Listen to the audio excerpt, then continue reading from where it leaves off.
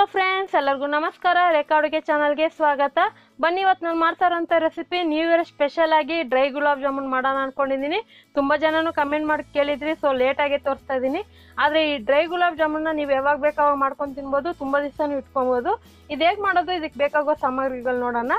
ಇಲ್ಲಿ ನಾನು GRB ಬ್ರ್ಯಾಂಡರ್ದು gulab jamun powder ತಗೊಂಡಿದ್ದೀನಿ. ಸುಮಾರು ಒಂದು 100 ಗ್ರಾಮ್ ಆಗೋಷ್ಟು ಈ ಕಪ್ಪಲ್ಲಿ ಅಳತೆ ತಗೊಂಡಿದ್ದೀನಿ. ಒಂದು 3 ಟೇಬಲ್ ಸ್ಪೂನ್ ಹಸಿ ಹಾಲು, ಒಂದು 2 ಟೇಬಲ್ ಸ್ಪೂನ್ ನೀರು ಮಿಕ್ಸ್ ಮಾಡಿ ಇಟ್ಕೊಂಡಿದ್ದೀನಿ ನಾನು. ಸೊ ಹಸಿ ಹಾಲು ಇದ್ರೂ ಪರವಾಗಿಲ್ಲ, ಕಾಯಿಸಿರೋ ಹಾಲು ಇದ್ರೂ ಪರವಾಗಿಲ್ಲ. ಇಲ್ಲಿ ಒಂದು ಅರ್ಧ ಕಪ್ ಆಗೋಷ್ಟು ಒಣಗಿದ ಕೊಬ್ಬರಿನ ಅದ್ರ ಜೊತೆಗೆ ಒಂದು 2 ಏಲಕ್ಕಿ ಹಾಕೊಂಡು ಮಿಕ್ಸಲ್ಲಿ ಈ ಥರ ತರ್ತರಿಯಾಗಿ ಪುಡಿ ಮಾಡಿ ಇಟ್ಕೊಂಡಿದ್ದೀನಿ. ಹಾಗೆ ಇದ್ರ ಜೊತೆಗೆ ಒಂದು 2 ಟೇಬಲ್ ಸ್ಪೂನು ಸಕ್ಕರೆ ಪುಡಿ ತಗೊಂಡಿದ್ದೀನಿ. ಸೊ ಇದು ಡ್ರೈ ಜಾಮೂನಿಗೆ ಬೇಕಾಗಿರೋದು. ಮತ್ತು ಕೇಸರಿ ಹೂವು ಒಂದು ಚಿಟಿಕೆ ಆಗೋಷ್ಟು ತಗೊಂಡಿದ್ದೀನಿ. ಇದು ರೋಸ್ ಎಸೆನ್ಸು, ಇದನ್ನ ಡ್ರೈ ಜಾಮೂನ್ಗೆ ಯೂಸ್ ಮಾಡ್ತಾರೆ. ನೀವು ಬೇಕಂದ್ರೆ ಹಾಕೊಳ್ಳಿ, ಇಲ್ಲಾಂದರೆ ಸ್ಕಿಪ್ ಮಾಡ್ಕೊಳ್ಳಿ.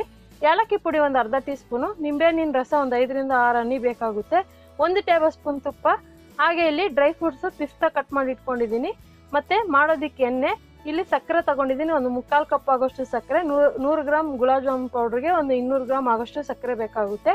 ಇವಾಗ ಪಾಕ ಮಾಡೋಣ ಬನ್ನಿ. ಈಗ ಸ್ಟವ್ ಮೇಲೆ ಒಂದು ಪಾತ್ರೆ ಇಟ್ಕೊಂಡು, ನಾವು ಯಾವ ಕಪ್ಪಲ್ಲಿ ಪೌಡ್ರ್ ತಗೊತೀರೋ ಅದೇ ಕಪ್ಪಲ್ಲಿ ನೀವು 2 ಕಪ್ ಸಕ್ಕರೆ ಹಾಕ್ಕೊಳ್ಳಿ, ನಿಮ್ಗೆ ಅಳತೆ ಗೊತ್ತಾಗುತ್ತೆ. ಇದಕ್ಕೆ 2 ಕಪ್ ಸಕ್ಕರೆಗೆ 1 ಕಪ್ ಆಗೋಷ್ಟು ನೀರು ಹಾಕ್ಕೊಳ್ಳಿ. ಈ ನೀರು ಹಾಕಿದ ಮೇಲೆ ಇದನ್ನು ಮೀಡಿಯಂ ಫ್ಲೇಮಲ್ಲಿ ಇಟ್ಕೊಂಡು ಮಿನಿಮಮ್ ಒಂದು 7 ರಿಂದ 8 ನಿಮಿಷ ಒಂದೆಲೆ ಪಾಕ ಬರೋವರೆಗೂ ಕುದಿಸ್ಕೊಳ್ಳಿ.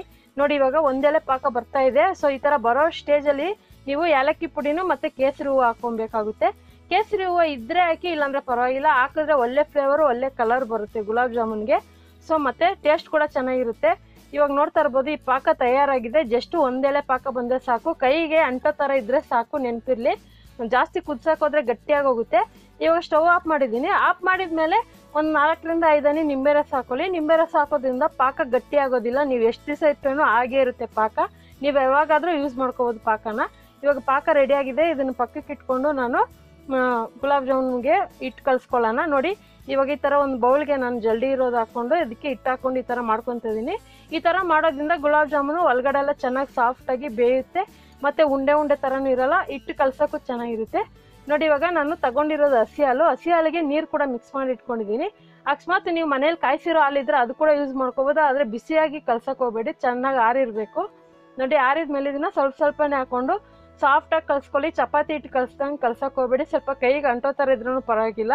ಸೊ ಇದನ್ನು ಆದಷ್ಟು ಸಾಫ್ಟಾಗಿ ಕಲಿಸ್ಕೊಂಡು ಒಂದು 2 ನಿಮಿಷ ಬಿಡೋಣ. ಈಗ ಒಂದು 2 ನಿಮಿಷ ಬಿಟ್ಟಿದೆ. ಈ ಥರ ಹಿಟ್ಟು ಕಲಿಸೋಗೇನೆ ನೀವು ಎಣ್ಣೆ ಕೂಡ ಕಾಯಕ್ಕೆ ಇಟ್ಕೊಳ್ಳಿ. ಎಣ್ಣೆ ಕಾಯ್ತಾ ಇರಬೇಕು. ಅಂದರೆ ಎಣ್ಣೆ ಫುಲ್ಲು ಕಾದಿರಬಾರ್ದು, ಮೀಡಿಯಮ್ ಆಗೇ ಇರಬೇಕು. ಇವಾಗ ನಾನು ಕೈಗೆ ತುಪ್ಪ ಹಚ್ಕೊತಾ ಇದ್ದೀನಿ. ತುಪ್ಪ ಹಚ್ಕೊಂಡು ಇದನ್ನು ಉಂಡೆ ಮಾಡ್ಕೊಳ್ಳೋಣ. ಉಂಡೆ ಮಾಡೋದು ಮಾತ್ರ ಮೇನು. ತೀರಾ ಪ್ರೆಸ್ ಮಾಡ್ಕೊಂಡು ಉಂಡೆ ಮಾಡೋಕೆ ಹೋಗಬೇಡಿ. ಸಾಫ್ಟಾಗಿ ರೋಲ್ ಮಾಡಿ ಸಾಕು. ಮತ್ತು ಕೆಲವರು ಈ ಹೋಟೆಲಲ್ಲಿ, ಬೇಕ್ರಿಗಳಲ್ಲಿ ಏನು ಮಾಡ್ತಾರೆ ಗೊತ್ತಾ, ತುಪ್ಪದಲ್ಲೇ ಬೇಯಿಸ್ತಾರೆ. ಹಂಗಾಗಿ ಅದು ತುಂಬ ಟೇಸ್ಟ್ ಬರುತ್ತೆ. ನೀವು ಮಾಡೋದಾದ್ರೆ ತುಪ್ಪದಲ್ಲಿ ಕೂಡ ಬೇಯಿಸ್ಕೋಬೋದು. ಆದರೆ ಮನೇಲಿ ಅಷ್ಟೊಂದು ತುಪ್ಪ ಹಾಕೊಂಡು ಮಾಡಿದ್ರೆ ಎಲ್ಲ ವೇಸ್ಟ್ ಆಗುತ್ತೆ. ಮನೇಲಿ ಇರೋರು ಕೂಡ ಬೈತಾರೆ. ಹಂಗಾಗಿ ನೀವು ಎಣ್ಣೆಲಿ ಬೇಯಿಸ್ಕೊಳ್ಳಿ. ಅದಕ್ಕೆ ಕೈ ಒಂದು ಸ್ವಲ್ಪ ತುಪ್ಪ ಹಾಕ್ಕೊಂಡು ಉಂಡೆ ಮಾಡ್ಕೊಳ್ಳಿ. ನೋಡಿ, ಇವಾಗ ಎಣ್ಣೆ ಕಾಯಕ್ಕೆ ಇಟ್ಟಿದ್ದೆ. ಸೊ ಎಣ್ಣೆ ಮಾತ್ರ ನೀವು ಫುಲ್ಲು ಮೀಡಿಯಮಲ್ಲಿ ಇಟ್ಕೋಬೇಕು. ಎಣ್ಣೆ ಫುಲ್ ಕಾದಿರಬಾರ್ದು, ಜಸ್ಟ್ ಬಿಸಿ ಇರಬೇಕು. ಇದನ್ನು ಏನಿಲ್ಲ ಅಂದ್ರೂ ನೀವು ಒಂದು 10 ನಿಮಿಷ ನಿಧಾನಕ್ಕೆ ಬೇಯಿಸಿ. ಮತ್ತು ಕೆಲವೊಂದು ಶೇಪ್ ಬರೋದಿಲ್ಲ, ಕೆಲವೊಂದು ಬಾಯಿ ಬಿಟ್ಕೊಳ್ಳುತ್ತೆ. ಅದೇನು ರೀಸನ್ ಅಂದರೆ, ನೀವು ಗುಲಾಬ್ ಜಾಮೂನ್ ಮಾಡೋಕೆ ಮುಂಚೆ ನೀವು ಕೈನ ಚೆನ್ನಾಗಿ ಸೋಪ್ ಹಾಕಿ ವಾಶ್ ಮಾಡ್ಕೊಳ್ಳಿ. ಯಾಕಂದರೆ ನೀವೇನಾದರೂ ತರಕಾರಿ ಕಟ್ ಮಾಡಿದರೆ, ಇಲ್ಲ ಕೈಯಲ್ಲಿ ಏನಾದರೂ ಬೇರೆ ಥರ ಇದ್ದಿದ್ರೆ ಅದು ಚೆನ್ನಾಗಿ ಬರೋದಿಲ್ಲ. ಹಂಗಾಗಿ ಕೆಲವೊಂದು ಟಿಪ್ಸ್ಗಳು ಅದು ಹೇಳ್ತಾ ಇರೋದು. ಇವಾಗ ನೋಡ್ತಾ ಇರ್ಬೋದು, ಕೆಲವೊಂದು ಮಾತ್ರ ಶೇಪ್ ಚೇಂಜ್ ಆಗಿದೆ, ಕೆಲವೊಂದು ರೌಂಡಾಗೇ ಇದೆ. ಸೊ ಇದನ್ನು ಮೀಡಿಯಮ್ ಫ್ಲೇಮಲ್ಲೇ ನಿಧಾನಕ್ಕೆ 10 ನಿಮಿಷ ಆದ್ರೂ ಪರವಾಗಿಲ್ಲ ಫ್ರೆಂಡ್ಸ್, ನಿಧಾನಕ್ಕೆ ಬೇಯಿಸಿ. ನಿಮಗಿದು ಬ್ಲ್ಯಾಕ್ ಕಲರ್ ಬೇಕಂದ್ರೆ ಬ್ಲ್ಯಾಕ್ ಕಲರ್ ಕೂಡ ಬೇಯಿಸ್ಕೋಬೋದು. ಈ ಥರ ಈ ಕಲರ್ ಇದ್ದರೆ ಸಾಕು. ನಾನು ಆಲ್ಮೋಸ್ಟ್ ಗುಲಾಬ್ ಜಾಮೂನು ಮತ್ತು ಕಾಲಾ ಜಾಮೂನು ಕೂಡ ತೋರಿಸಿದ್ದೀನಿ. ಆದರೆ ಇದು ಡ್ರೈ ಜಾಮೂನು. ಇವಾಗ ನೋಡಿ, ನಾನು ಪಾಕಕ್ಕೆ ಹಾಕ್ಕೊತಾ ಇದ್ದೀನಿ. ಪಾಕಕ್ಕೆ ಹಾಕೋಕ್ಕೆ ಮುಂಚೆ ನೆನಪಿರಲಿ, ಈ ಟಿಪ್ಸ್ ಮಾತ್ರ ಮರಿಬೇಡಿ. ಪಾಕ ಸ್ವಲ್ಪ ಬಿಸಿಯಾಗಿರಬೇಕು. ಜಾಮೂನು ಒಂದು 2 ನಿಮಿಷ ಆದಮೇಲೆ ಹಾಕ್ಕೊಳ್ಳಿ. ಹಾಕಿದ್ಮೇಲೆ ಇದನ್ನೊಂದು ಅರ್ಧ ಗಂಟೆ ಬಿಡ್ತೀನಿ. ಇವಾಗ ಒಂದು ಅರ್ಧ ಗಂಟೆ ಆಗಿದೆ, ಚೆನ್ನಾಗಿ ನೆಂದಿರಿದೆ. ಸೊ ಒಂದು ಅರ್ಧ ಗಂಟೆ ಬಿಟ್ಟರೆ ನಿಮಗೆ ಜಾಮೂನಲ್ಲಿ ಪಾಕ ಎಲ್ಲ ಎಳ್ಕೊಳ್ಳುತ್ತೆ. ಇಲ್ಲಾಂದರೆ ನೀವು ಸ್ವಲ್ಪ ಡ್ರೈ ಆಗೇ ಬೇಕು ಅನ್ನೋದಾದರೆ ಒಂದು 1/4 ಗಂಟೆ ಬಿಟ್ಬಿಟ್ಟು ಆಮೇಲೆ ನೀವು ಈ ಥರ ಕೊಬ್ಬರಿನಲ್ಲಿ ರೋಲ್ ಮಾಡ್ಕೋಬೋದು. ಇಲ್ಲಾಂದರೆ ಫುಲ್ಲು ನಮಗೆ ಪಾಕ ಫುಲ್ಲು ಎಳ್ಕೊಬೇಕಂದಾದರೆ 1 ಅವರ್ ಆದರೂ ಬಿಡಬೇಕು ನೀವು. ನಾನಿಲ್ಲಿ ಒಂದು 1/2 ಅವರ್ ಬಿಟ್ಟಿದ್ದೆ. ಇವಾಗ ನಾನು ಸಕ್ಕರೆ ಪುಡಿನೂ ಕೊಬ್ಬರಿ ಜೊತೆ ಏಲಕ್ಕಿನ ಮಿಕ್ಸ್ ಮಾಡಿ ಪುಡಿ ಮಾಡ್ಕೊಳ್ಳಿ, ನೆನಪಿರಲಿ. ಸೊ ಇವಾಗ ನೋಡ್ತಾ ಇರ್ಬೋದು, ರೋಲ್ ಮಾಡ್ತಾ ಇದ್ದೀನಿ. ಈ ಥರ ಮಾಡಿಬಿಟ್ಟು ಫ್ರೆಂಡ್ಸ್, ನೀವು ಫ್ರಿಜ್ ಇದ್ದರೆ ಒಂದು 15 ದಿವಸ ಇಟ್ಕೊಬೋದು. ಫ್ರಿಜ್ ಇಲ್ಲ ಅಂದರೆ 1 ವಾರವರೆಗೂ ಇಟ್ಕೋಬೋದು. ಆದರೆ ಮನೇಲಿ ಮಾಡೋದಾದರೆ ಕೆಲವರು ಸ್ವಲ್ಪನೇ ಮಾಡೋದಲ್ವಾ, ಆದರೆ 1 ದಿವಸ 2 ದಿವಸಕ್ಕೆಲ್ಲ ಖಾಲಿ ಆಗೋಗುತ್ತೆ. ನೀವು ಈ ಥರ ಏನಾದರೂ ಸ್ಪೆಷಲ್ ಡೇ ಬಂದಾಗ ಜಾಸ್ತಿ ಕೂಡ ಮಾಡ್ಕೋಬೋದು, ಮಾಡಿ ಇದನ್ನು ಎತ್ತಿಟ್ಕೋಬೋದು. ನೋಡೋದಲ್ಲ, ಇವತ್ತಿನ ರೆಸಿಪಿ ಇಷ್ಟೇ. ನ್ಯೂ ಇಯರ್ ಸ್ಪೆಷಲ್ ಆಗಿ ಡ್ರೈ ಗುಲಾಬ್ ಜಾಮೂನ್ ಮಾಡೋದಂತ ಗೊತ್ತಾಯ್ತಲ್ಲ. ಖಂಡಿತ ನಾನು ಮಾಡಿರೋಂಥ ರೆಸಿಪಿ ನಿಮಗೆಲ್ಲ ಇಷ್ಟ ಆಗಿದೆ ಅನ್ಕೊತೀನಿ.